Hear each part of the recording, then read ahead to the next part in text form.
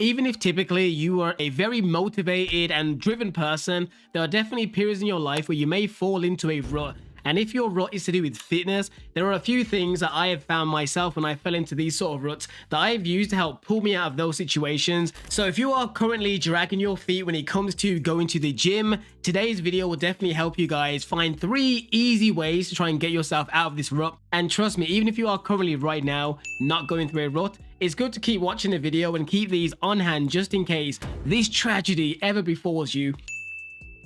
So if you're currently dragging your feet every time you even think about going in the gym and following your regular routine, you just don't feel like doing it. And the key thing you have to acknowledge and accept during this period is you are not your normal self. So for that reason, it is crucial that you accept and understand that following your regular routine is probably not the best thing right now, especially if you get that feeling. So the mindset and mantra I want you to basically embody during this period is little and often is better than perfect and infrequent, simply because you need to fight that feeling of feeling overwhelmed. Because if you are currently in this unmotivated slump, you going into the gym and probably following your typical hour routine is probably going to put you off. Whereas if you kind of go in there and just think, I'm going to do a little bit, but make sure I go consistently, say 3-4 times a week, that is better than you going literally almost once a week, if that, and trying to do everything perfect and probably hating it the whole way through. So I definitely say little and often is probably the better route to go.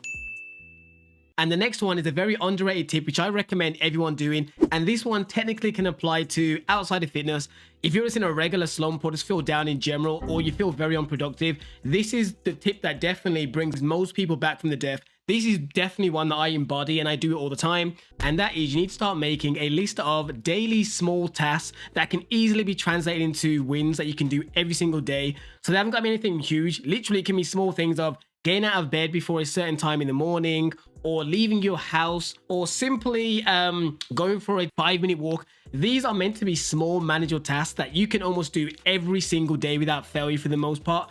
And the reason why you want to have them so small is because you want to make sure that each day you can probably at least tick off 90% of them, because these little things will give you little dopamine hits, and these are great mood boosters. Because when you're in a rut, the worst thing you want to feel is no progression and you're just wasting your time. Whereas even if these things are small, if you have like either a to-do list on paper, like scribbling it out, or crushing up the paper and throwing it away, that can be very cathartic. Or if you're like me, I love using apps, so I get like tasked and to-do apps like Todoist, or I may just set one up on Notes on Apple, and as I tick them off, I just naturally start feeling better, because even though they're small tasks, they still give me that feeling of accomplishment and winning. And as you slowly start getting better and feeling more yourself, and then you can start making them a little bit more grander or more important or more vital throughout the day. And as you start ticking those off, you'll start feeling even better. But one of the reasons I'd recommend getting a specific app rather than just using like Apple Notes and ticking them off is simply because most apps like Todoist, it almost makes like a point system. So when you do like 3 habits in a row or something ticked off, it'll pop up with like extra like dopamine hits of like a confetti explosion or something to say, congrats, you're on a roll. Those sort of things. I know it seems small, but whether you're a little child getting a little gold star sticker or you're a grown adult that's feeling a slump, these little boosts can definitely make a big impact on your mindset. So I would highly recommend anybody doing this step. Also, if you're finding any of these tips useful, please hit the video with a thumbs up. It highly helps the channel grow and I greatly appreciate it. Anyway, let's back onto the rest of the tips. And number 3, I am apprehensive about saying it because some people are going to roll their eyes, but trust me, in regards to fitness, this is a quick win that can either almost help you instantly, or some people do nothing. So it's a 50-50 chance, but it's more based off your personality. And this is buying a new gym fit. I know some of you are probably looking at it thinking, TJ, that's a sucky tip, but trust me, it really can help.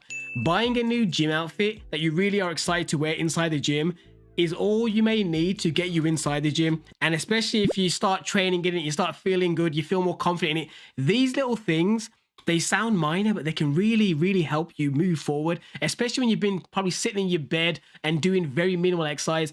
If buying some little outfit on sale from MyProtein or Gymshark or wherever is going to give you that feeling of, oh, I kind of like how I look in this, I wonder how it looks like in the gym lighting, or whatever it is. If that's enough, and that's what it takes for you to get off your ass and go to the gym, that is a big win. In my opinion, I would think of it more as an investment. even though it does sound a little bit vain, it definitely can be something that you could use to get that spark going. Because obviously buying new gym clothing is not going to be the ultimate solution for you getting out of your slump. However, what we want are little sparks that will start that motivation train going. And once the motivation train starts going, then you're closer to building good habits that will then turn into discipline. Because we all know discipline trumps all the other ones. Motivation is just what gets you going, like initially starting, whereas discipline is what keeps you going. And when you're in a slump, you're far from discipline. So you need to just get that spark going at the bottom, get that motivation train up there so you can finally start reaching good habits. And then once it becomes more consistent and you're used to doing it, before you know it, you're out of the slump and you don't even realize it. So these are the 3 things I always kind of do. But a bonus one that I do, which I'll probably sometimes swap out for the third one I mentioned, is simply, instead of going to the gym thinking I'm going to do like my hour workout, I'll sometimes say to myself, I just got to go there for at least 10 or 20 minutes and see how I feel. 8 times out of 10, probably even 9 times out of 10, I usually end up staying. I would usually, once I'm there and I start doing something, I normally kind of get the buzz and I start feeling good. I end up staying usually the whole time, if not the whole time, at least 45 minutes. And that's a good-ish workout. So that combined with step number 1 really can get things going. But if you're someone that your rut has started because you feel like you're spinning your wheels in the gym, you need like help with actual training, be sure to click down below, hit me up if you need a training plan, or simply accountability coaching, where I basically will message you throughout the week to get your ass up and actually go to the gym. And you can obviously message me throughout the week as well when you're having troubles or have any questions in regards to what to do if you feel stuck. But anyways, people, thanks for watching the video and I'll see you guys in the next one.